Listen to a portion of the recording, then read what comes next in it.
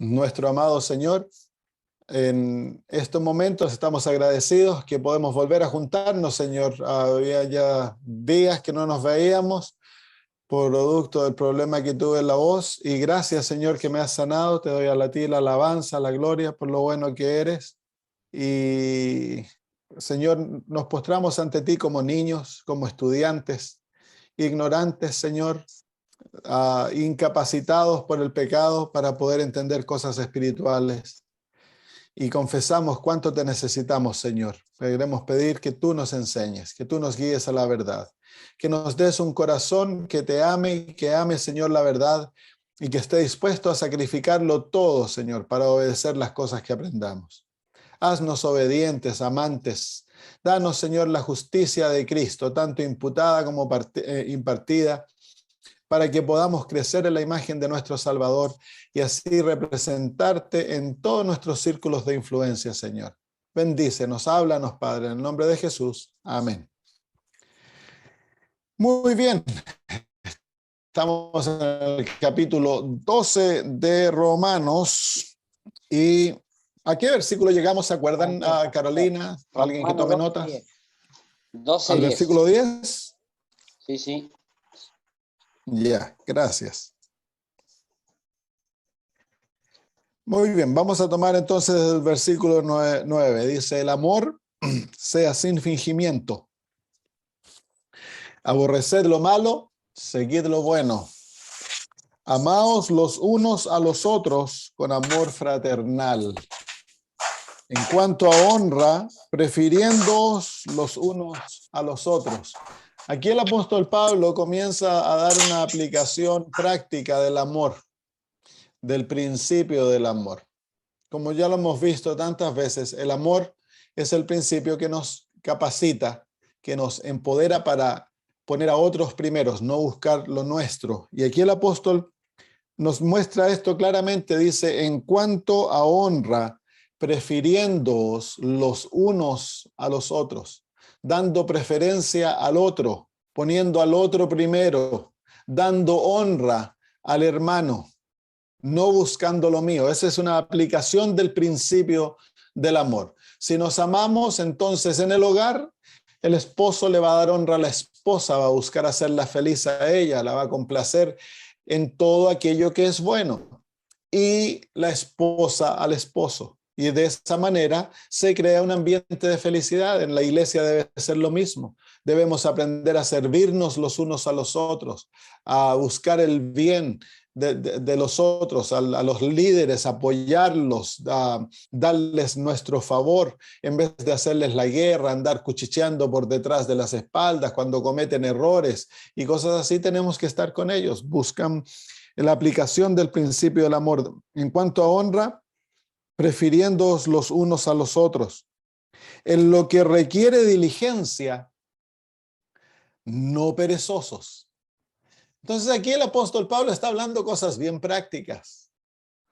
Si nosotros observamos la ley de Dios, si somos observadores de la ley de Dios, no vamos a ser perezosos. No podemos ser perezosos, porque el mandamiento dice 6 días trabajarás. Así que los adventistas del séptimo día han de ser trabajadores de los 6 días. No hemos de ser perezosos. Dice el apóstol Pablo que el que no trabaja, no coma. Entonces, dentro del pueblo de Dios no deben haber perezosos, holgazanes, que no hacen nada, que tienen sus manos flojas. Hemos de aprender a ser diligentes en todo lo que se nos da. Hemos de ser diligentes y no perezosos. No importa cuán simple el oficio. El cristiano ha de representar a Cristo, si es zapatero, si es albañil, carpintero, ya sea mecánico, doctor, ama de casa, lo que sea, hemos de ser diligentes. Nuestros hogares han de ser limpios, ordenados. Los alrededores de nuestros hogares deben ser hermosos, deben ser nuestros jardines, alrededor de la casa debe estar limpiecito, ordenado. No importa que seamos pobres, la pobreza no da permiso a la flojera. El que es, y la realidad es esto, que tú puedes ser pobre, pero si eres diligente, vas a salir de tu pobreza. Si eres organizado, si eres limpio o limpia, te dedicas a servir para el quien trabajas, vas a ser un obrero apreciado. Y eso es lo que debemos ser. Debemos ser diligentes y no perezosos, fervientes en espíritu, sirviendo al Señor. Fervientes en el espíritu, sirviendo al Señor. Entonces aquí el apóstol Pablo nos muestra el balance de la vida cristiana, que debemos ser buenos trabajadores, pero en el ser buenos trabajadores no hemos de descuidar nuestra vida espiritual. La vida espiritual es la prioridad más alta. Hemos de ser fervientes en el espíritu. Hemos de ser cristianos dedicados. Hemos de ser llenos del espíritu. Nuestras palabras han de reflejar a Cristo, nuestras acciones. Toda nuestra vida ha de ser de reflejar a Jesús, y para eso hemos de tener una vida espiritual profunda. Hemos de ser fervientes, no fríos ni tibios. Hemos de ser calientes en la vida espiritual, fervientes, dedicados. No, hemos de tener una vida, ¿cómo se llama? Una vida devocional profunda. Hemos de dedicar las horas de la mañana a la oración, al estudio de la Biblia, del espíritu de profecía, a la meditación. Y luego hemos de dedicar horas a la asistencia de aquellos que necesitan nuestra ayuda, ya sea espiritual, física, la proclamación del evangelio. Hemos de ser fervientes en el espíritu. Entonces ha de haber un balance. Hemos de tener mucho cuidado de que nos dedicamos todo el trabajo y descuidamos nuestra vida espiritual y los ejercicios espirituales. Fervientes en el espíritu, sirviendo al Señor. Entonces la vida cristiana es la vida, ya sea que seas doctor, enfermera, ama de casa, lo que seas, hemos de servir a Cristo. Donde el Señor te llame a servir, has de servirlo a Él. Y eso en varios planos, ¿no? Servimos como trabajadores, nosotros trabajamos para Cristo. Por lo tanto, como ya dijimos, vamos a ser los mejores obreros. Vamos a ser honestos en nuestras horas. No vamos a andarle dándole la espalda a nuestras responsabilidades. Vamos a ser honestos en el pago de nuestros impuestos. Vamos a ser honestos en todo aspecto, porque nosotros servimos a Cristo. Nosotros no trabajamos simplemente para recibir un salario. Nosotros, en la esfera de nuestro trabajo, estamos representando a Jesús. Entonces el Señor te ha puesto donde tú estás para que lo representes. Y lo representas en tu vida laboral, pero también en tu vida social. Tu vida social ha de ejercer un perfume maravilloso donde tú trabajas, donde tú te desempeñas, para que otros sean atraídos a Cristo Jesús. Entonces estás ahí como misionero, como misionera. Estás ahí porque Dios te ha puesto ahí, porque no hay nadie más que Dios pueda poner ahí para que testifique por Él. Entonces, nuestra vida de testificación es la vida silenciosa, la manera que tú haces tu trabajo, si eres enfermera, la manera que tratas a los enfermos, todo aquello es la vida silenciosa de testificación. Y luego viene la vida audible de testificación, que es cuando el Señor abre las puertas y tú compartes tu fe con aquellos que te rodean en la vida laboral. Pero todos tenemos distintas esferas. Está la vida laboral, la vida del hogar, la vida social en nuestras comunidades, en la iglesia. En todos lugares hemos de llevar ante nuestra frente la realidad que nosotros servimos al Señor. Nosotros no vivimos para complacer al hombre. Nosotros servimos al Señor. Entonces eso nos va a capacitar para hacer nuestras decisiones de fidelidad mucho más fácil. Cuando en el trabajo se interpone entre tú y Dios, entonces va a ser muy fácil desechar el trabajo por el hecho de que tú sirves a Dios, tú no sirves a tu jefe. Y eso en todos. Como pastor muchas veces caemos en el problema de tratar de complacer al presidente, a la asociación, Y perdemos de vista que como pastores nosotros trabajamos para Dios. Pero no tan solo el pastor trabaja para Dios. Todos nosotros servimos a Dios. Entonces, si eres zapatero, vas a ser el mejor zapatero. Si eres mecánico, vas a ser el mejor mecánico, porque sirves a Dios. Entonces, no puedes hacer cosas sucias. Si la persona te trae para que le hagas servicio al auto, le vas a hacer un servicio honesto, le vas a cobrar un precio honesto y no le vas a hacer nada al vehículo para que la persona vuelva nuevamente a verte porque el vehículo está malo. Y cuando somos obreros dedicados, honestos, que servimos a Dios y tratamos al cliente o a la persona con cariño, somos amistosos, entonces eso va a incrementar la clientela porque la persona se va a dar cuenta que te pueden confiar. Claro. Entonces, eso demanda que como si eres doctor, tú has de ser el mejor doctor. No puedes ser un doctor mediocre.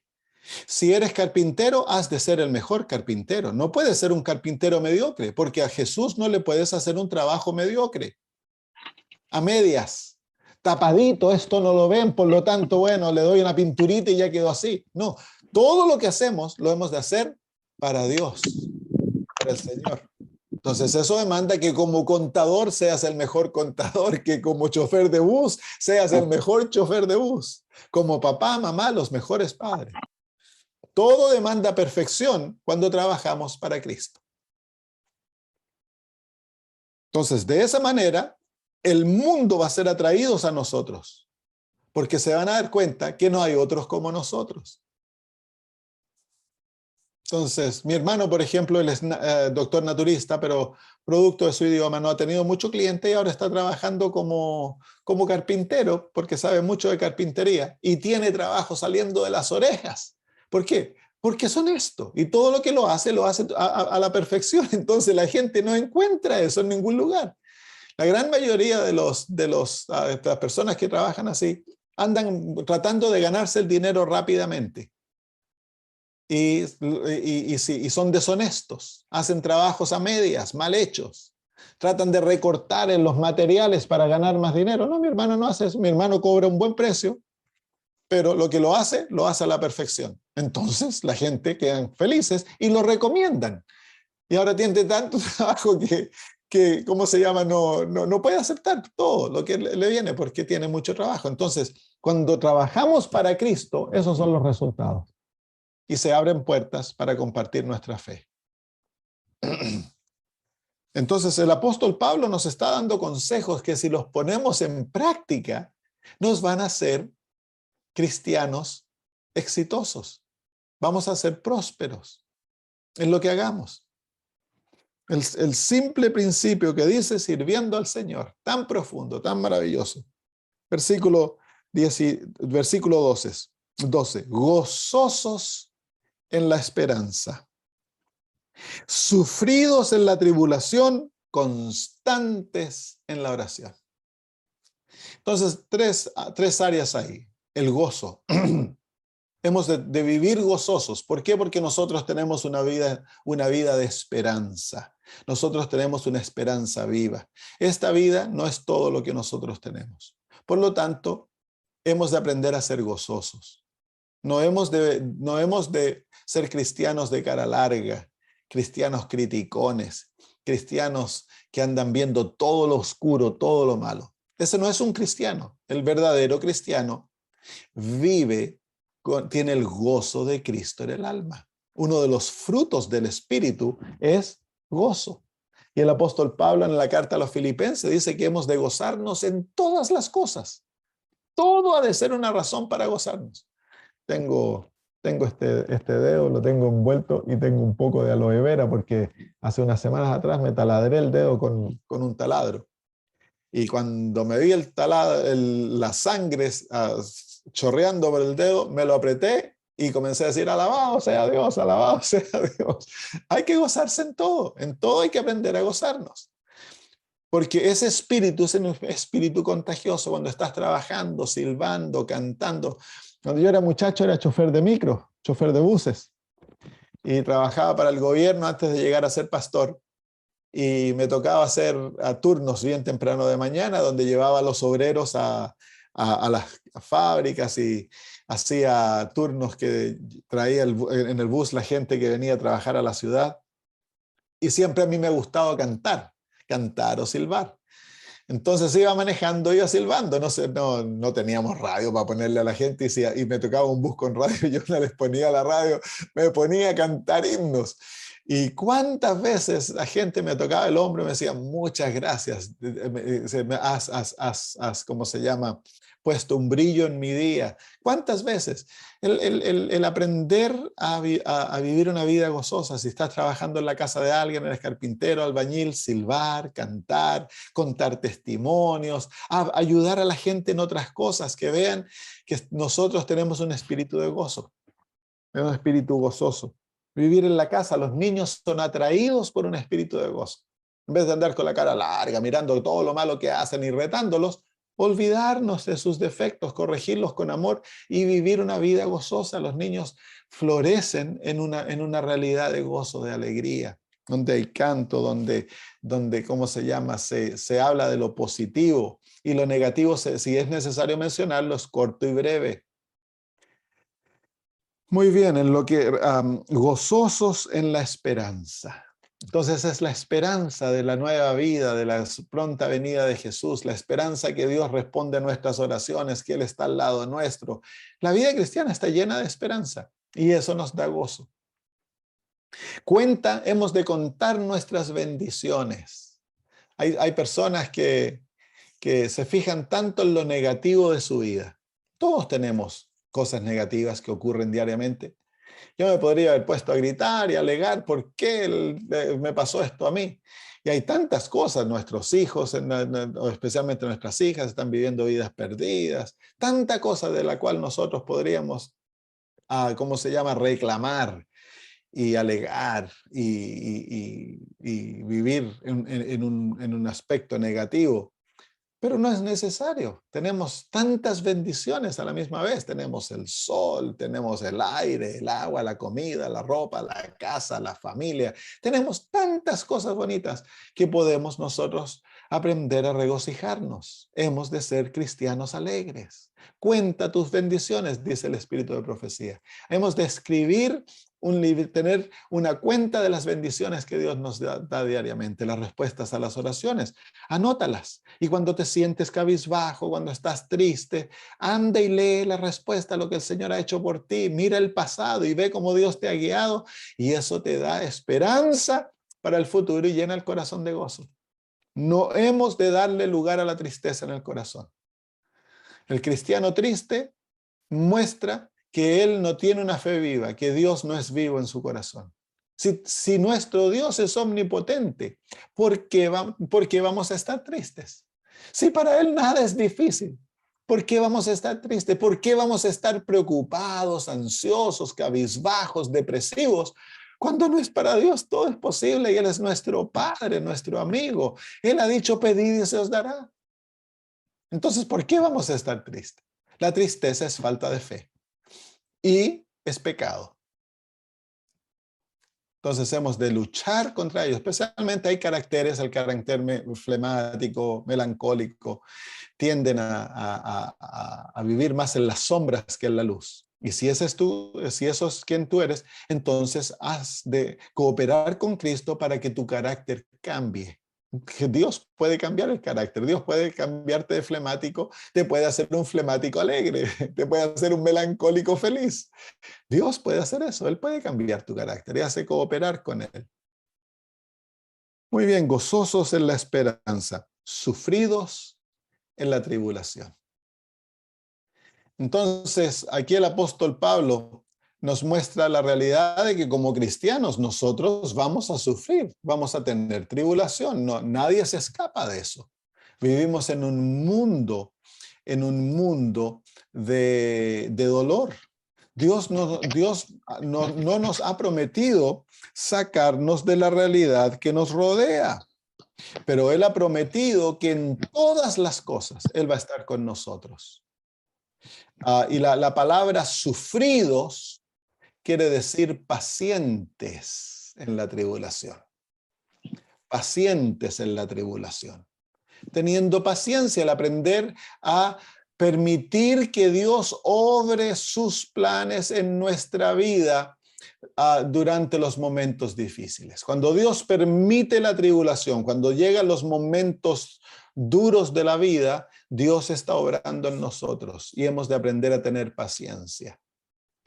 ¿Por qué paciencia? Muchas veces nosotros pedimos, Señor, sácame, pues, sáname, dame trabajo, Señor, de aquí, allá, allá, y pedimos que salir del dolor, salir de los momentos difíciles, pero no, el apóstol Pablo dice, hemos de tener paciencia.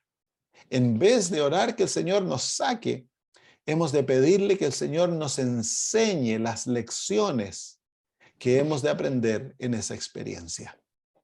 Porque si el Señor te saca inmediatamente, entonces, ¿qué pasa? No vas a ser beneficiado por el desarrollo que Dios desea que obtengas a través de la experiencia que te está permitiendo que ocurras. Recuerda, nada te puede tocar a no ser que sea por permiso divino. Si Dios lo permite, entonces es para tu bien. Y el apóstol Pablo nos dice que hemos de aprender a tener paciencia en el medio de la tribulación. Paciencia en el medio de la tribulación. No desear escaparnos. Y hemos de aprender como iglesia, cuando oramos por el enfermo, cuando oramos por el afligido, no tanto luchar con Dios para que se haga nuestra voluntad, sino que hemos de aprender a luchar con Dios para que se haga la voluntad de Él, para que Él bendiga de la manera que Él está buscando bendecir a las personas. En nuestra manera de pensar, pensamos que las bendiciones tan solo son manifestadas en los momentos de felicidad, cuando una persona cuando una persona obtiene un trabajo que le pagan bien, decimos, oh, el Señor te está bendiciendo. Y cuando la persona pierde el trabajo, creemos que el Señor ya no lo está bendiciendo, pero el Señor dice, bienaventurados los pobres, bienaventurados los que lloran, bienaventurados los que tienen hambre y sed. Bienaventurados sois cuando sois perseguidos, cuando os dicen toda clase de malas cosas por mi nombre. Bienaventurados. Entonces, no quiere decir cuando estamos pasando por aprietos, cuando estamos pasando por circunstancias difíciles, no quiere decir que Dios nos está maldiciendo. No, es bendición si aprendemos a tener paciencia en esos momentos y nos aferramos a Cristo a través de la oración, intensificamos nuestra vida espiritual y nos aferramos al Señor de todo corazón, esos momentos van a llegar a ser los momentos de más bendición, porque es ahí cuando el Señor puede obrar en nosotros, porque son los momentos cuando estamos débiles, como dice el apóstol Pablo, que cuando realmente somos fuertes. Entonces el Señor busca debilitarnos para que nos aprendamos a tener fortaleza en Él, confianza en Él. Si no nos volvemos, cuando todo va bien, nos tendemos a separar de Dios. Tendemos a dejar de orar, nuestras oraciones se vuelven, ¿cómo se llama? Livianas, ya no dependemos del estudio de la Biblia, muchas veces dejamos de atender la iglesia, pero cuando viene el aprieto, los hermanos entonces buscan la oración, oren por mi hermano, comienzan a atender. Entonces la tribulación es bendición. Entonces, en vez de afligirnos en la tribulación, ¿por qué, Señor, a mí? ¿Por qué yo? Si mira, yo pago el diezmo, yo voy a la iglesia, yo guardo el sábado, soy fiel. ¿Por qué a mí? No debemos decir, gracias, Señor, dame la fe, la paciencia para cooperar contigo durante estos momentos osos en la tribulación. Dice el Señor Jesús, dice ahí en Mateo capítulo 5, miren la actitud, para el mundo esto le parece locura. En Mateo capítulo 5 el Señor dice, en versículo 12, dice, gozaos y alegraos, porque vuestro galardón es grande en los cielos, porque así persiguieron a los profetas que fueron antes de vosotros. Gozaos y alegraos. Así cuando estamos pasando por tribulación hemos de desarrollar una actitud distinta. Hemos de aprender a dar gracias a Dios por lo que estamos pasando. Hemos de aprender a regocijarnos, a alegrarnos en el medio de las circunstancias que vivimos. Muy bien, Versículo 12 nuevamente, gozosos en la esperanza, sufridos o pacientes en la tribulación, constantes en la oración. Constantes en la oración. Así que no hemos de permitir que nada en la vida quite la constancia que hemos de tener en la oración. Y yo pienso que esto es uno de los puntos más débiles de muchos en la vida cristiana, la oración. Nuestras oraciones son mecánicas, son vacías. La oración no nos llena de poder. Cuando oramos no sentimos la presencia de Dios, no escuchamos su voz. Entonces las oraciones son rápidas, lo oramos casi lo mismo todos los días y se vuelve algo monótono sin sentido. La oración, el propósito de la oración es ligarnos a Dios y formar una íntima comunión con Dios, hacer de Él nuestro mejor amigo. Y eso es lo que hemos de hacer. Y debe haber constancia en la oración. Debemos dedicar tiempos específicos durante el día para orar. Yo ahora estoy tratando de implementar en mi teléfono, tengo una alarma que me suena a la hora todos los días desde entre las 9 de la mañana y las 9 de la noche. Y suena una alarma y eso me recuerda de orar. Entonces elevo mi mente a Dios y oro por peticiones, algo cortito, simplemente para mantenerme en contacto con Él durante el día. Hemos de mantener un ambiente de oración, hemos de luchar por permanecer en oración.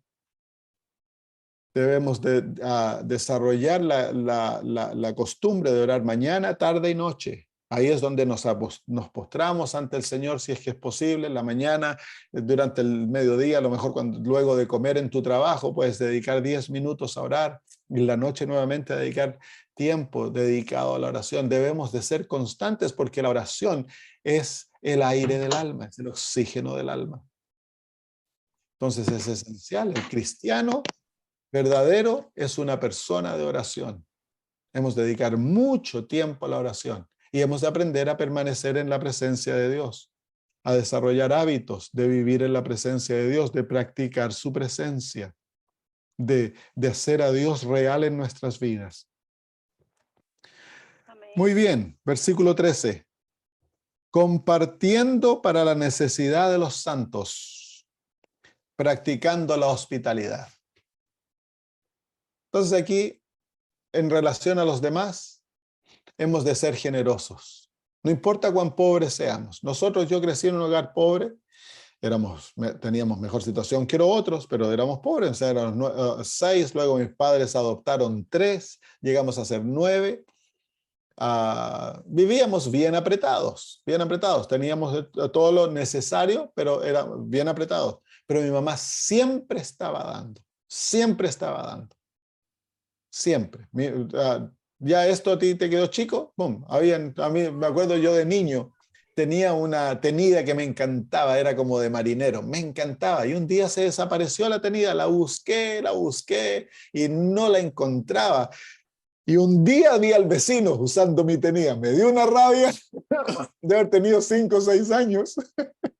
Claro, mi mamá ya vio que a mí me quedaba un poco apretada y se la regaló al vecino. Mi papá también, él se compraba un terno, mi papá trabajaba, necesitaba terno, se compraba un terno, el terno anterior lo regalaba. De la misma manera sus zapatos y todo. Entonces, el aprender a compartir para la necesidad, y aquí el apóstol Pablo pone como prioridad el cuidar a los hermanos de iglesia. Cuando hay necesidad, a los hermanos pobres, a las familias de viudos, de viudas, a los huérfanos, a las familias necesitadas, es la iglesia que debe cuidarlos. Debe haber una caridad práctica. No decirle tan solo al hermano, bueno, por ti, ¿cómo se llama? Vamos a orar por ti. No, hemos de aprender a cuidar al necesitado. Yo también tengo una familia en Venezuela que ayudo yo mensualmente. Ahora le estoy pagando la escuela a la niña para que vaya a escuela adventista. Para mí eso no es mucho, son $200 al mes. Para ellos es un montón, no podrían ellos hacerlo. Entonces hemos de aprender nosotros a de cuidar a los demás. a preocuparnos del vecino, de la vecina, en el barrio, buscar a los necesitados. La hermana White era conocida por ello. Cuando murió, los campesinos del área donde ella vivía decían, qué lástima, porque esta viejita se preocupaba de todos nosotros y hablaba tan hermoso de Jesús. Se la conocía como la que yo. Ella salía en su carruaje a visitar a los hogares, y cuando encontraba hogares donde no había padres, había muerto el papá o la mamá, ella con el ojo medía a los niños, y iba y les hacía ropa, y después se iba y les llevaba ropa, comida, la querían. Era una caridad práctica, una religión práctica. Nuestro cristianismo ha de ser práctico. Hemos de ser conocidos como seres generosos, caritativos, amantes, que nos preocupamos de la necesidad de aquellos que no tienen. Entonces, compartiendo para la necesidad de los santos, practicando la hospitalidad. ¿Qué es la hospitalidad? El traer a nuestros hogares, compartir nuestro hogar para el bienestar de otros.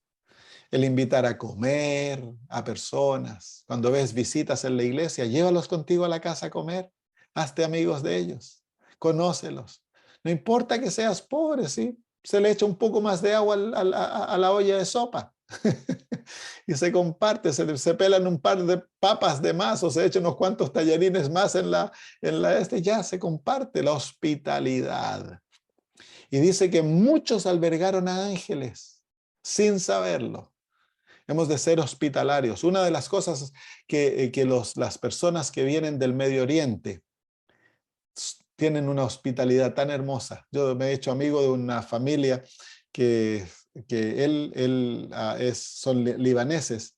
Él estaba estudiando para ser sacerdote ortodoxo y ahora él aceptó la fe adventista y todo. Una familia muy linda. Y ella es católica, pero católica pechoña, porque son muy fuertes católicos, son marianos que se llaman. Y ella vino a mi campaña que hice y le encantó, así que estamos dando estudios bíblicos y me quieren, pero me quieren como que me hubieran conocido toda la vida. Tienen un amor tan lindo y son tan hospitalarios, tan hospitalarios. Nosotros hemos de aprender así. ¿Se acuerdan de Abraham? El ejemplo que dio cuando invitó a los ángeles a comer sin saber que eran ángeles. Nosotros hemos de hacer lo mismo. Hemos de ser hospitalarios, y no tan solo con los de la fe, sino con aquellos que conocemos, los amigos, los vecinos. Invítenlos a la casa, invítenlos a tomar once con ustedes, pónganles un pancito con palta, y eso abre las puertas para compartir la fe. El ser hospitalarios es un deber cristiano, el ser hospitalarios. Muy bien, versículo 14. Bendecid a los que os persiguen. Bendecid y no maldigáis. Estas son bienes del consejo de Jesús en Mateo capítulo 5. El Señor Jesús fue el que dice esto. En la boca de un cristiano no se van a encontrar maldiciones contra aquellos que le hacen mal. El Señor Jesús dice en el capítulo 5, versículo 38, dice, oísteis que fue dicho ojo por ojo y diente por diente. Pero yo os digo, no resistáis al que es malo, antes a cualquiera que te hiere en la mejilla derecha, vuelve también la otra. Y al que quiera ponerte en pleito, quítale también la túnica. Y déjale la capa, perdón, al que te quiere poner en pleito y quitarte la túnica, déjale también la capa. Y a cualquiera que te obligue a llevar carga por 1 milla, ve con el 2. Al que te pida, dale. Y al que quiera tomar de ti prestado, no se lo rehuses. Oíste que fue dicho, amarás a tu prójimo y aborrecerás a tu enemigo. Pero yo os digo, amad a vuestros enemigos. Bendecid a los que os maldicen. Haced bien a los que os aborrecen y orad por los que os ultrajan y os persiguen, para que seáis hijos de vuestro Padre que está en los cielos, que hace salir su sol sobre malos y buenos y hace llover sobre justos e injustos. Entonces eso es lo que significa ser cristiano. Sí, el ser cristiano no es tan solo el creer ciertas doctrinas, eso es verdad. Pero es vivir una vida práctica, Una vida que refleja a Cristo en todos los ambientes en los que nos encontramos. Y van a haber gente que te van a odiar, va a haber gente que te va a hacer la guerra, va a haber gente que te va a hacer mal, y tú no te puedes dar el lujo de responderles de la misma manera. Hace un tiempo atrás conocí a un viejito, miembro de una de mis iglesias, y me dijo, oh sí, yo les digo, pégame en la mejilla, me pegan, pégame en la otra, y cuando me pegaron en la otra, entonces yo les saco la mugre. Dice. No, esa no es la actitud del cristiano. La actitud del cristiano bendice. Cuando lo maldicen, él bendice. Tú no vas a maldecir a nadie. No podemos maldecir, darnos el lujo. Es un lujo destructivo. Porque lo que tú dices, lo que tú piensas de otros, en vez de hacerles daño a ellos, te hace daño a ti. Destruye tu corazón, destruye tu fe, destruye tu paz, destruye tu gozo. Practícalo. Comienza a pensar mal de alguien y se te va a ir el deseo de orar. Cuando te arrodillas a orar, vas a estar con la ira en la cabeza y vas a estar buscando cómo vengarte. Es mejor no vivir de esa manera. ¿Para qué vivir en amargura? La vida es tan corta en este mundo. ¿Para qué gastar la vida pensando mal de otros y deseándoles mal? ¿No es mejor desearles bien al que te hizo mal? Y dice el Señor Jesús, si te quieren quitar la túnica y llevarte a pleito, es llevarte a la corte para sacarte la túnica, dales la capa. Deja que se lleven la capa, no entres en pleitos legales y peleas que te van a llevar a estar enojado y a buscar cómo hacerle daño al otro. ¿Para qué? ¿Eres cristiano? Tú tienes un padre que te puede dar de vuelta la capa y la túnica. Versículo 14. Bendecid a los que os persiguen. Bendecid y no maldigáis. Gozaos con los que se gozan, llorad con los que lloran. Aquí hay un principio bien importante. Cuando nosotros estamos pasando por circunstancias difíciles, muchas veces nos hacemos la pregunta, ¿por qué yo, Señor? ¿Por qué a mí? Y en esa pregunta nosotros estamos pensando, a lo mejor no lo hacemos audible, ¿por qué a mí y no a él? Y, por ejemplo, el hermano que es vegano o vegetariano se enferma de cáncer. Y él dice, Señor, ¿por qué yo me enfermo de cáncer? Que como saludable y todo eso. Y mira a este hermano que le gusta comerse los filetes, él está sano. Entonces le estamos deseando mal al hermano. Y nosotros creemos que porque nosotros somos mejor que el hermano, las cosas buenas debieran pasarnos a nosotros y lo malo al otro. Pero aquí el apóstol Pablo nos muestra otra manera de vivir la vida. Y es aprender la vida. Cuando tu capacidad de gozo, tú no encuentras nada en qué gozarte, entonces aprende a gozarte en aquellos que se gozan. Un pastor cuenta la historia de que él estaba en cárcel en Rumanía, y dice de que la realidad de ellos era tan oscura. Pasó 14 años en cárcel durante el comunismo y pasó 3 años en confinamiento, que no podía salir de una pieza chiquita, a pan y agua. 3 años. Dice que se le olvidó a él los colores, porque todo era gris. Se le olvidó el sonido de los pájaros. Dice que era terrible y que llegó el momento que no había nada en lo que gozarse. Entonces, orando, le pide al Señor, Señor, ¿qué puedo hacer para mantener mi gozo? No puedo ir a la iglesia, iban a la iglesia el domingo, no puedo ir a la iglesia los domingos, no puedo ver a mis hermanos. ¿Qué puedo hacer? Y el Señor le trajo este versículo: gózate con los que se gozan. Así que él entonces ahora aprendió la negación absoluta, a ser feliz porque otros son felices. Qué lindo, ¿no? Entonces ahora él comenzó los domingos, él se regocijaba por los hermanos que podían ir a la iglesia. Y allá participaba con ellos, por fe participaba con ellos en los cultos y le daba gracias a Dios porque hay hermanos que pueden ir a la iglesia. y aprendió a ser feliz por la felicidad de otros. Qué lindo, ¿no? Qué maravillosa vida. Entonces Satanás no te puede derrotar. Porque si estás enfermo, ahora vas y Satanás te tienta a estar descontento por tu enfermedad, tú puedes levantar tus ojos de ti mismo y ver a tu esposa, ver a tu hijo que se encuentran sanos o ver al vecino que está sano y te puedes regocijar en la sanidad de ellos. Eso fue lo que llevó a Cristo, a abandonarse totalmente y a hundirse en el dolor, en la miseria, y a tomar el pecado sobre sí y morir una muerte terrible, porque Él deseaba vernos a nosotros felices. Y esa es la negación absoluta.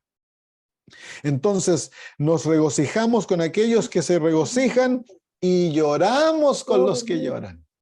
Aprendemos ahora a ser copartícipes del dolor de aquellos que van alrededor nuestro. Donde hay un cristiano verdadero, nadie va a estar solo.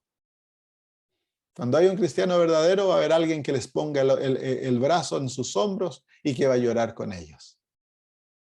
Va a estar con ellos en los momentos de felicidad, va a estar con ellos en los momentos de tristeza, de dificultad. Va a ser un amigo o una amiga inquebrantable, una amistad que no se puede romper. Entonces van a aprender a amarte, van a aprender a confiar en ti, van a aprender a tener confianza, a abrir su corazón, a compartir contigo las profundidades de la vida de ellos, porque saben de que tú estás con ellos, tanto en el gozo como en la tristeza. Y para eso, nosotros hemos de aprender ahora a no llevar pesos nosotros mismos. Claro, porque si yo tengo mis propios problemas, ya no te da capacidad para llevar los pesos de otros. Si tú andas acongojado por tus necesidades y estás preocupado de ti, entonces ya eres incapacitado para ayudar al otro. Para tú poder ayudar a otro, tú tienes que confiar en Jesús y dejar tus problemas en sus manos, en sus pies, confiando que Él los toma en cuenta. Él es el que lleva tus problemas. Y ahora eso te capacita a ti para ser como Jesús para aquellos que no tienen a Jesús. Entonces ahora el Señor te capacita para representarlo a Él y ser una ayuda para aquellos que no tienen ayuda. Para eso entonces requiere absoluta negación personal. No vivir para ti. Versículo 15. Versículo 16.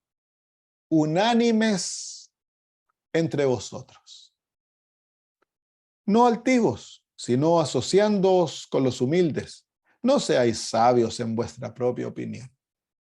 Qué lindos consejos, ¿no?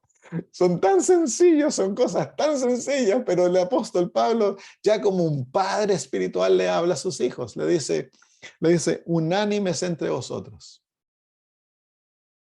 Y esto es unánimes, no tan solo con aquellos que están de acuerdo conmigo, sino que aquellos que no vemos las cosas a 100%, el aprender a amar y a mantener la unidad.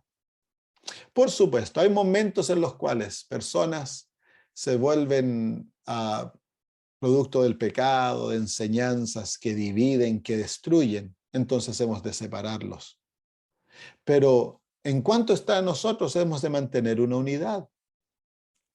Y eso hemos de buscarlo a gran sacrificio. Dentro de nuestras iglesias no hay unidad. En muchos de nuestros casos no hay una unidad verdadera, hay una unidad, es como una superficie, es un polvito, pareciera unidad, pero el momento que hay un problema, el momento que alguien piensa distinto, ya lo miramos con ojos distintos y nos separamos de aquella persona. No hay una verdadera unidad. La unidad ha de manifestarse. Dice el Señor Jesús que el mundo conocerá que Dios envió a Cristo cuando nos amemos los unos a los otros. Para la base de la unidad tiene que haber un amor profundo entre nosotros. Hemos de amarnos entrañablemente, como dice el apóstol Pablo. Hemos de tener un amor fraternal los unos por los otros. Hemos de buscar la unidad, hermanos. Dios es honrado cuando hay unidad.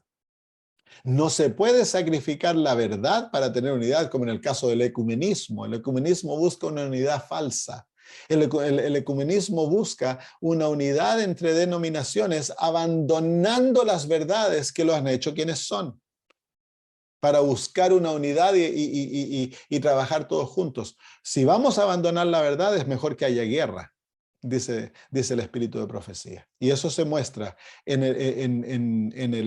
el tiempo de la Reforma.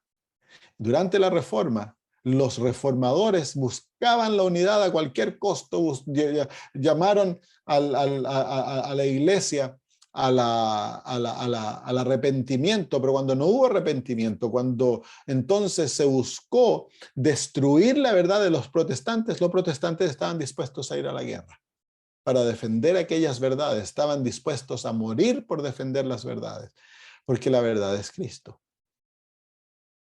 Entonces, una unidad que deja de lado las verdades y que es todo una máscara, no es verdadera unidad. La verdadera unidad, la plataforma de la unidad es la verdad. Pero hemos de amarnos entrañablemente, no altivos, no hemos de ser orgullosos, hermanos. Cuando un hermano nos ofende, hemos inmediatamente de perdonar. No hemos de distribuir lo que el hermano me hizo entre otros. Ha de morirse ahí, acabarse ahí. No hemos de crear división, no hemos de crear enemistad entre hermanos. Ese es el espíritu de Satanás, no el espíritu de Dios. No altivos, sino asociándoos con los humildes. Hemos de aprender a ser humildes. No seáis sabios en vuestra propia opinión. En otras palabras, hemos de aprender a escuchar a los demás. Hemos de aprender a callarnos y a escuchar, no a estar tan dispuestos a dar mi opinión, porque eso muestra que soy sabio en mi propia opinión, que yo creo a pie firme lo que yo digo. Hemos de aprender a escuchar, a tener silencio y a escuchar cuando hermanos tienen una opinión distinta y ver lo que ellos piensan, escucharlos pacientemente y evaluar si lo que ellos dicen es bíblico o no bíblico. Pero eso ha de ser evaluado no de acuerdo a lo que yo pienso, sino que de acuerdo a las Sagradas Escrituras. Porque es muy posible que el hermano o la hermana está viendo un aspecto de la verdad a la cual tú eres ciego. Y que Dios te enriquece a través de lo que el hermano o la hermana dice. Hay veces que son falsedades y hay que rechazarlas. Como por ejemplo lo que mi cuñado enseña. Ha de ser rechazado a pie junto. Pero hay otras veces que nos sentamos con un hermano y un hermano está descubriendo cosas en la Biblia y tú nunca lo has visto antes. No lo rechaces. Escucha pacientemente. Aprende a tener oídos grandes y boca chica. Versículo 17. No paguéis a nadie mal por mal. Procurad lo bueno delante de todos los hombres. Busca hacerle el bien, incluso a aquellos que te hacen el mal. La historia de la mujer que estaba siendo torturada, este pastor cuenta esta historia, el mismo pastor cuenta la historia de siendo la mujer torturada en esta cárcel. Te buscaban, a veces eran torturas que duraban 6, 8 horas al día. Pero habían quiebres, descansos, donde el torturador paraba de torturar y salía a fumarse un cigarro y a tomarse un café. Y ahí entonces era el momento que los cristianos le hablaban al torturador. Todos machucados, golpeados, sangrantes, cortados. Se olvidaban de sí mismos para tratar de ganar a sus verdugos. Y esta mujer le comienza a decir, qué lindas manos que tienes, tú no me había dado cuenta que lindas tus manos. ¿Te has dado cuenta? Le dice que las mismas manos que me golpean pueden ser usadas para bendecir. Tú puedes hacerle cariño a tu esposa, a tus niños, y con las mismas manos me golpeas, le dice. Y el hombre la queda mirando, le dice, tienes razón, nunca lo había visto de esa manera. Y después en el otro recreo le dice, fíjate qué lindo tus labios, le dice ella. Me encantaría que fueras mi esposo, para que en vez de decirme malas palabras, me besaras con tus labios, le dice ella. Y el hombre se puso súper incómodo, le dice, pero ¿qué estás diciendo si yo soy tu verdugo? Mira cómo me hablas, le dice. Entonces pasaron así los días y la mujer, en vez de maldecirlo, lo alababa. Y eventualmente le quebró su actitud. Y el hombre le dijo, yo quiero tener al Dios que tú tienes, le dice. Entonces ahora, durante las torturas, ella le hablaba de Jesús. Y eventualmente él le dijo, yo quiero aceptar a Cristo como mi Salvador, me tienes que bautizar, le dice. Y la mujer le dice, yo no te puedo bautizar. Y él sacó una pistola y le dijo, si no me bautizas, te mato. Así que bueno, ella lo llevó abajo, se fueron abajo a un lugar en la cárcel y ella lo bautizó. Y el hombre aceptó a Cristo de todo corazón. Eventualmente él murió torturado, pero antes de todo eso, le abrió las puertas, le buscó y la sacó a ella de la cárcel. Así que ¿cómo se llama? No dar el mal por mal, sino que aprender a dar bien por mal, como el Señor Jesús, mientras estaba siendo maltratado, él estaba buscando salvar a los verdugos. Padre, perdónalos porque no saben lo que hacen. Entonces, el aprender a dar bien por mal. Como en Chile me acuerdo la historia que contó un pastor, que había una hermana que tenía una vecina que la odiaba. Y cuando pasaba, cuando iba a salir, cuando venía el día que pasaba la basura, en vez la vecina de sacar la basura a la calle, la tiraba por la reja para donde la vecina adventista.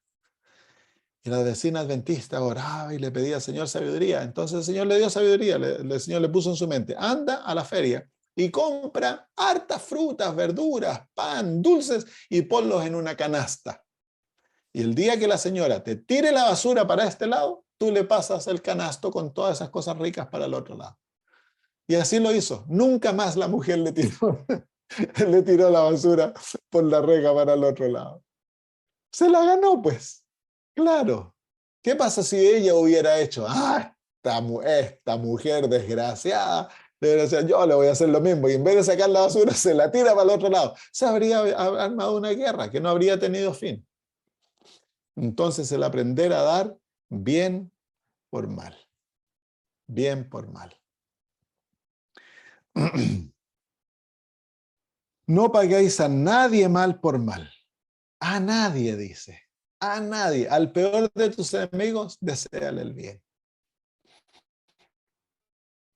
Procurad lo bueno delante de todos los hombres. Buscar hacer el bien a todos. Buscar de alguna manera hacerle el bien a todos. Qué linda vida. Se dan cuenta que la vida del verdadero cristiano es una vida hermosa. Él no lleva congojas, no lleva malos sentimientos, amarguras, rencores contra nadie, no está preocupado, tiene gozo, paz en el alma. A pesar de las circunstancias, el cristiano vive una vida hermosa, porque vive como Jesús. Y eso es la manera que el Señor desea que vivamos, hermanos. Ahí el cristianismo se volvería una religión atractiva, porque nuestros vecinos, nuestros amigos, o los que trabajan con nosotros verían que tenemos una vida linda.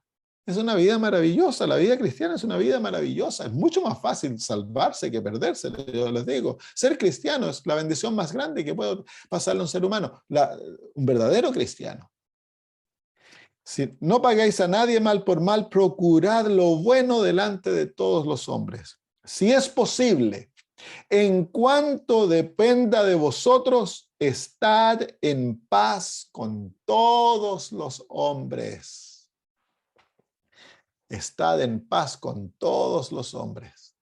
Eso cumple las palabras del Señor Jesús, que ahí en Mateo capítulo 5, una de las bienaventuranzas, el Señor Jesús dice, bienaventurados, versículo 9 del capítulo 5 de Mateo, bienaventurados los pacificadores, porque ellos serán llamados hijos de Dios.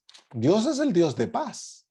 Satanás es el que crea enemistad, guerra, peleas, discordias, distanciamiento entre familias, hermanos, iglesias. Ese es el espíritu de Satanás, no es el espíritu de Dios. Dice el apóstol Pablo, en cuanto esté al alcance de vosotros, tened paz con todos los que os rodean. Entonces el cristiano no es alguien que anda buscando pleito. No es uno que se anda envolviendo en ¿cómo se llama?, en las riñas de los otros. Él busca pelea, él busca paz. Recuerdo cuando yo era muchacho, una semana de oración que tuvimos en la Escuela Adventista de Santiago Sur, un pastor contó la historia, ¿no?, de que habían dos hermanas que estaban peleadas en la iglesia. Y había una que era amiga de las dos. Y ella quería reconciliarlas. Entonces iba a ver a una y esta la hablaba mal de la otra. Iba a ver a la otra y esta la hablaba, pero porquerías de la otra. Entonces, ¿qué puedo hacer, Señor? ¿Qué puedo hacer? Entonces, ella fue a ver a una y le dijo, está aquí, que allá. Y se fue a ver la otra y le dijo, fíjate que esta mañana estuve con la hermana tal. Y ella me dijo que tú eres una buena persona, que eres tan aquí, que eres tan allá. Y la otra quedó sorprendida, entonces ya no se atrevió a decir nada malo. Y después ella fue a visitar nuevamente a su otra amiga y le dijo exactamente lo mismo. Que esta persona te estima, que eres una buena persona. Y eventualmente se acabó la riña. Ya no dijeron nada malo de cada una, pasó algunos días, algunas semanas, y hubo reconciliación, las reconcilió a ellas. Ella era una pacificadora. Pero ¿cuántas veces el hermano viene y dice, oye, fíjate que el Juan hizo esto y no debió haberlo hecho, es un descocado? Y uno dice, pero claro, ¿cómo se le ocurre al Juan hacer eso? ¡Qué loco! Entonces ya le echamos carbón al hermano en el corazón contra Juan. Entonces, en vez, si no tenemos nada bueno que decir, mejor quedarse callado. El silencio a veces es precioso. Hemos de buscar pacificar. Si los hermanos están extrañados, debemos de tratar de traerlos juntos. Porque dentro de la iglesia tiene que haber unidad, unión. Debemos perdonarnos, amarnos, ser muy elásticos los unos con los otros, tener mucha paciencia, porque después de todo, hermanos míos, nosotros somos un saco de defectos. Esa es la verdad, estamos todos llenos de defectos. Entonces, ¿para qué esperar tanto del hermano? Si a mí me pusieran en la misma posición y esperaran tanto de mí, yo fracasaría tanto como mi hermano fracasaría. Entonces, mejor ser pacientes, ser elásticos. Muy bien, terminemos con este versículo. Si es posible, en cuanto dependa de vosotros, estad en paz con todos los hombres. Qué lindos versículos. Los consejos prácticos del apóstol Pablo muestran su corazón de padre. Tiene un corazón tan lindo hacia los miembros de su iglesia, a los que él ha ganado. Y los consejos son tan prácticos y hemos de vivirlos porque eso es cristianismo práctico, que nos hace ser realmente cristianos. No es lo que decimos en la vida cristiana que es de tan valor tanto como lo que hacemos. Lo que hacemos es lo que muestra realmente si somos cristianos. Muy bien, ¿hay alguna pregunta o algo que decir? Solo una pregunta. Sí. ¿Y qué pasa cuando en las relaciones que uno quiere, que hubo algún problema y uno quiere restaurar la relación, pero del otro lado no hay una buena devolución, pero uno igual quiere hacer todo, pero no hay devolución, no se puede restaurar, digamos? ¿Qué puede hacer uno? Bueno, uno tiene que buscar, dice las Sagradas Escrituras, si vas al altar y allá te acuerdas que tu hermano tiene algo contra ti, deja tu sacrificio y anda, reconcíliate con tu hermano primero. Entonces ese es nuestro deber. Nosotros hemos de buscar reconciliación. Si la otra persona no desea reconciliarse, entonces ahora el problema es de ellos, no mío. Pero yo no tan solo de buscar reconciliación una vez, sino que si soy rechazado, entonces ahora he de orar y pedirle al Señor dos cosas. Que uno, que prepare el corazón de aquella persona. Y segundo, que me dé sabiduría. ¿Cómo yo buscar la reconciliación para que ya no haya relación rota? Entonces el Señor te va a mostrar. A lo mejor hay que humillarse. Uno tiene que a lo mejor ir a pedir perdón por algo, como por ejemplo hace años atrás. Yo era mi mejor amigo, su esposa contrajo cáncer y me pidieron a mí que yo le hiciera tratamientos naturales y ella murió. No, el Señor no la sanó con los remedios naturales. Bueno, la sanó, ella va a despertar en la mañana de la resurrección sana, pero no la sanó en esta vida, permitió que bajara al descanso. Y el papá me echó la culpa a mí. Y una vez me trató, pero súper mal. Uf. Entonces, un día estaba orando y yo le pido al Señor, Señor, ¿hay alguien con el cual me tenga que reconciliar? Y me trajo el nombre de esta persona a mi mente. ¿Cómo lo puedo hacer? Porque yo sabía que estaba, pero como ají contra mí, ¿no? Y desparramó una cantidad de cosas aquí en Australia contra mí, que era fanático, que había matado a su hija y todo eso. No, el cáncer ya era terminal, los doctores dijeron que no podía hacer nada por ella, pero el dolor de perder a su hija lo llevó a desquitarse conmigo, no con el esposo ni con nadie más. Entonces yo lo llamé un día. Y en vez de tratar de aclarar cosas, porque yo sé, era muy difícil aclarar. Entonces yo le pedí perdón por el sufrimiento que mi conducta había causado con él. A pesar de que no había hecho nada, yo me humillé y yo le pedí perdón a él. Entonces ahí él también se humilló y me pidió perdón a mí y se arregló la relación, ya dejó ¿cómo se llama? De andar hablando cosas malas de mí. Entonces el humillarnos y nosotros tomar el paso que es tan difícil a veces para otros del pedirnos perdón a nosotros. Uno el humillarse y uno decirse, perdóname, si yo te ofendí en algo, perdóname, por favor. Y humillarse, extender la mano para que la otra persona tenga la facilidad. Dice, ahora la persona no tiene la humildad de pedir perdón, uno ya lo perdonó en el corazón y ya se deja la situación de lado. Pastor. Sí, hermano. Estaba viendo justamente el versículo 18, que seguramente la próxima vez se va a ampliar en cuanto a eso. Ahí como que realmente aparece como que el método de Jesús, ¿no? El versículo 18 dice, si es posible, en cuanto dependa de vosotros, estad en paz con todos los hombres. Si es posible, en cuanto dependa de uno, ¿no? O sea, es lo que usted dijo. Ahí ya de parte de la otra persona, si no es de ella la voluntad, ni siquiera el Señor Jesucristo estaba en paz con todos, Claro. porque había gente que directamente no quería ser amigo de Jesús. Entonces, si es posible en cuanto dependa de él mismo, no es que Claro. Gracias, porque hermano Jesús Dani. era Jesús, estaba en paz con todos. Claro. Pero Jesús, en su corazón, él estaba en paz con todos. Claro. Pero él no podía cambiar las actitudes de aquellos que lo odiaban. Él trató de ganarlos, iba a comer con ellos, les hacía bien. Pero uno no puede cambiar la actitud del otro. Pero en mi corazón yo no he de tener ningún sentimiento negativo contra nadie. Exactamente, es lo que está diciendo justamente. De Claro. parte de uno está todo lo mejor que Amén. uno pueda hacer. Claro. Amén.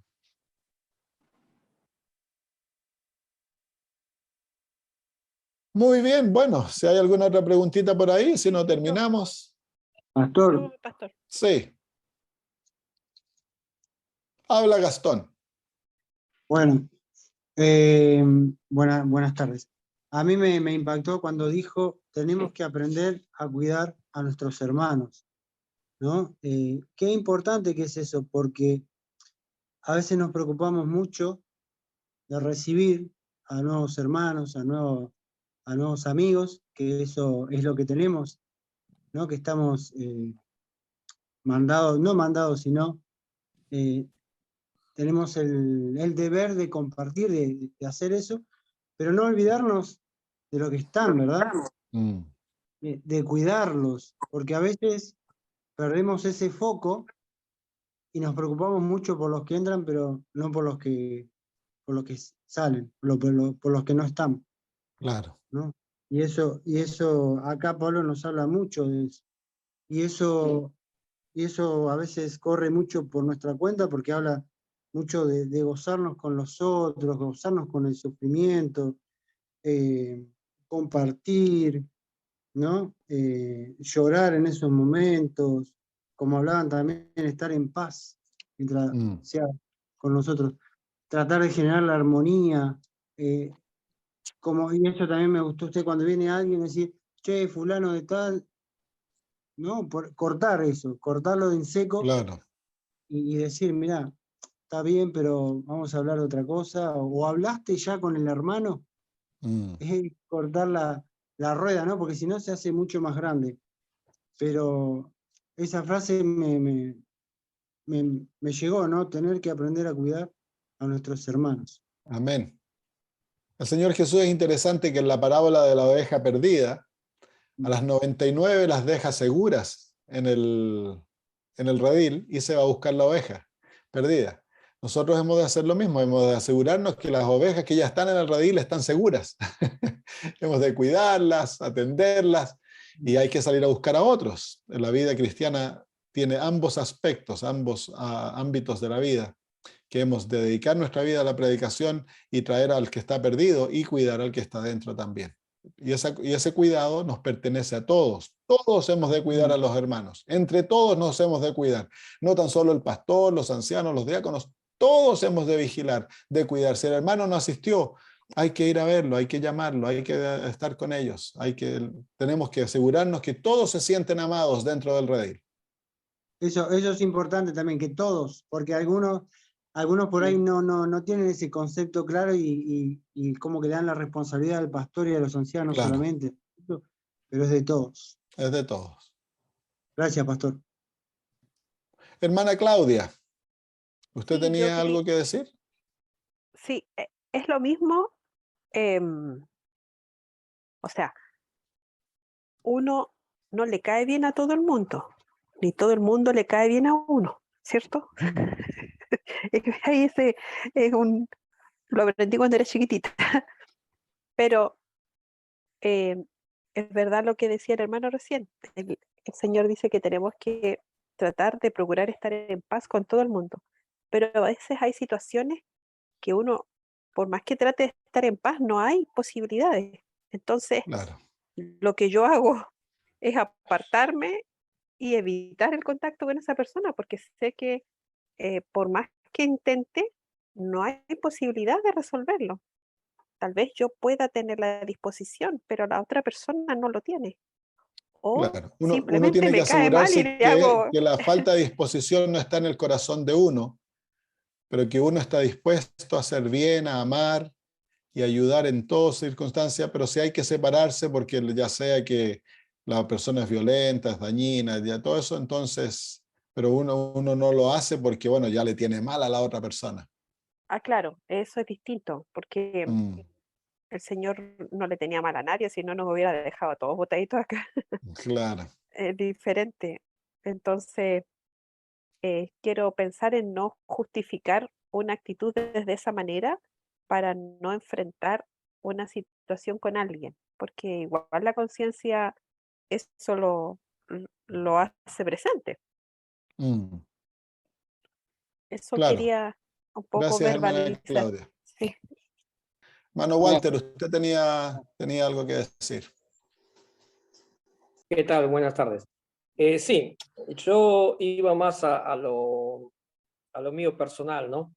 Yo tengo un negocio, ¿no? No es de cosas primordiales de alimento, pero hoy en día es como algo primordial, ¿no? La tecnología, el celular y eso, ¿no? Reparaciones. Y muchas veces me choco con hermanos o amistades que siempre están recurriendo y queriendo fiarte, ponele, ¿no? Y ya me he dado cuenta de que el fiar es olvidarme de que me vuelvan a pagar, ¿no? Entonces, es como que yo ahora estoy tratando de obtener una posición de decir, no puedo. ¿Está mal eso o tengo que siempre dar? Porque por ahí yo digo, no es algo necesario, pero todo el mundo hoy es como que le es necesario, ¿no? Para todos son urgencias y para todo es como que trabajo con eso, no puedo vivir y qué sé yo. Está bien que yo actúe así en el sentido de decir no te puedo dar, que puedo ayudar de otra forma, pero así no.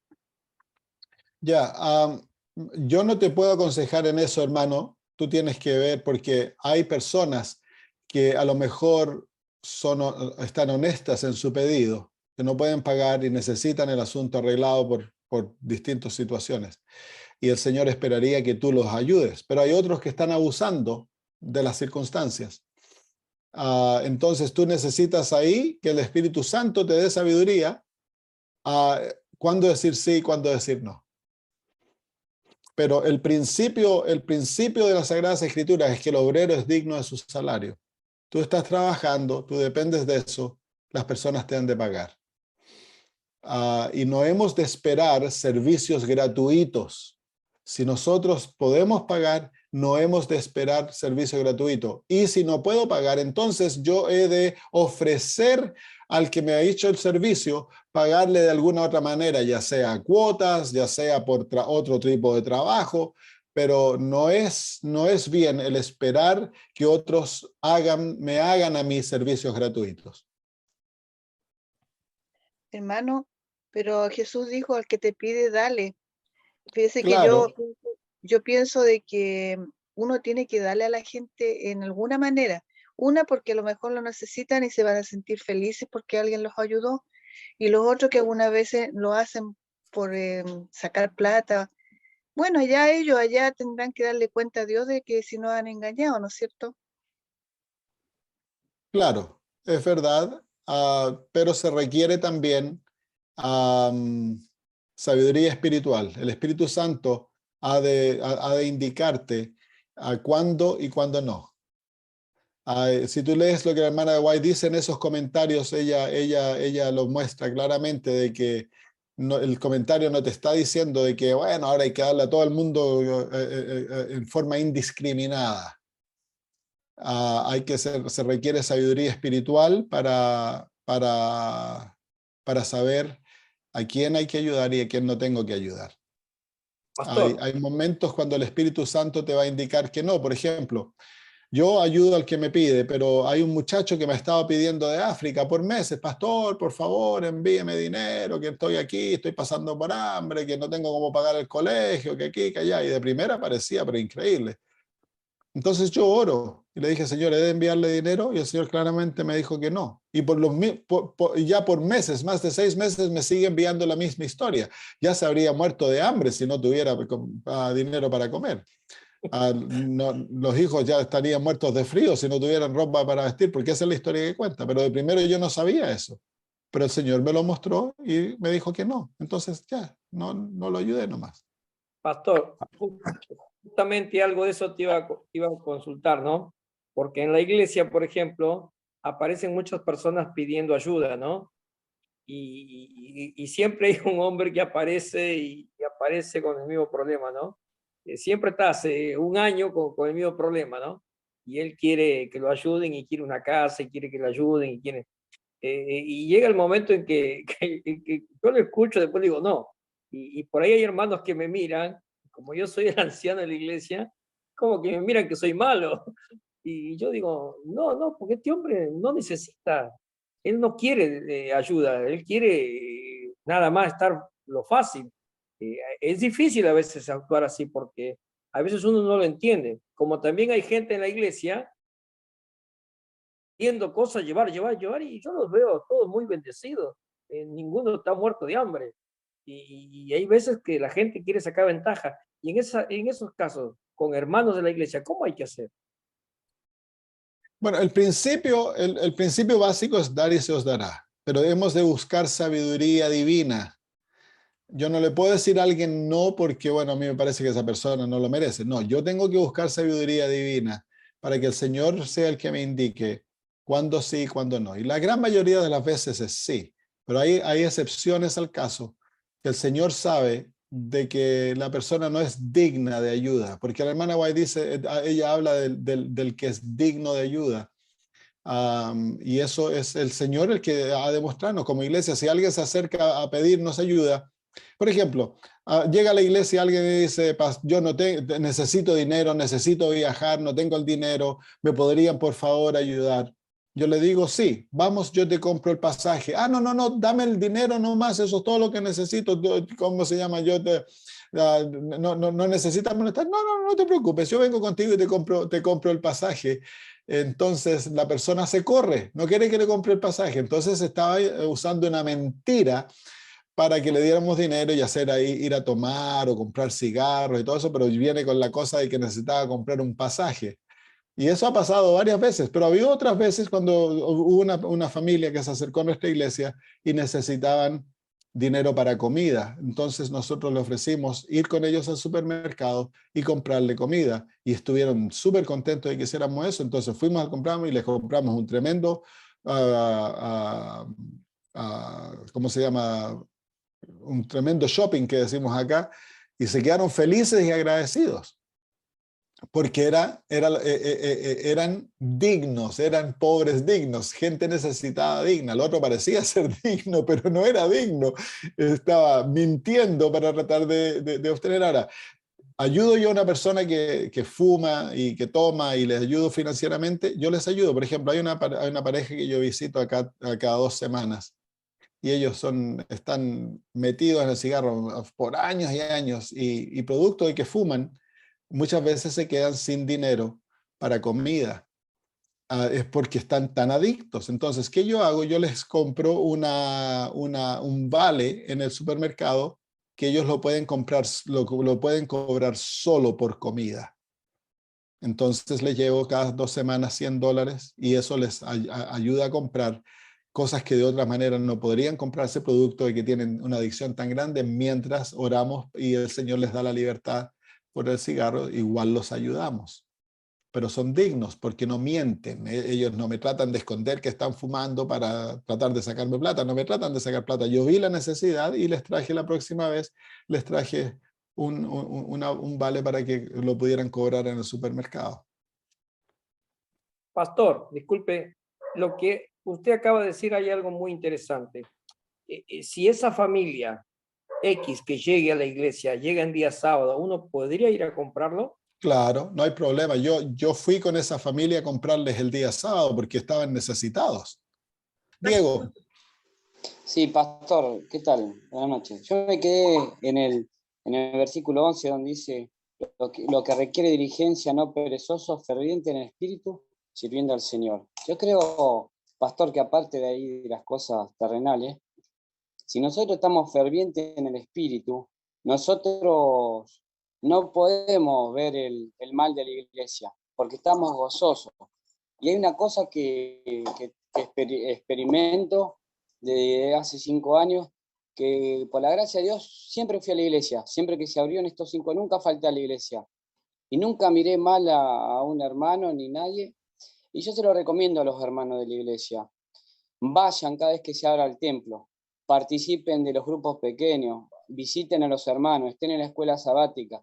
Cuando nosotros tengamos ese espíritu que dice acá, que no seamos perezosos y que seamos fervientes en el espíritu. Cuando vos sos ferviente en el espíritu, andás en el espíritu. Entonces, no podés ver a ningún hermano. Y cuando vos vayas los sábados, por más que hayan 50, 100 o 200, depende de la iglesia, vas a ver a todos iguales.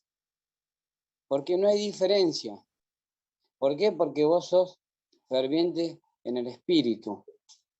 Y después lo que estamos hablando acá los hermanos, por eso uno no puede criticar al pastor, no puede andar en el chisme, no puede criticar al anciano. Si no te visitan, visita vos.